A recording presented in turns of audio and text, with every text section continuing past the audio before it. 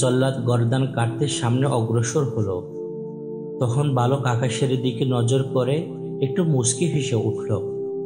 বাদশাহ বালকের মুখে হাসি দেখে জিজ্ঞেস করল, হে বালক, তোমার এমন সময় হাসি পেল কেন?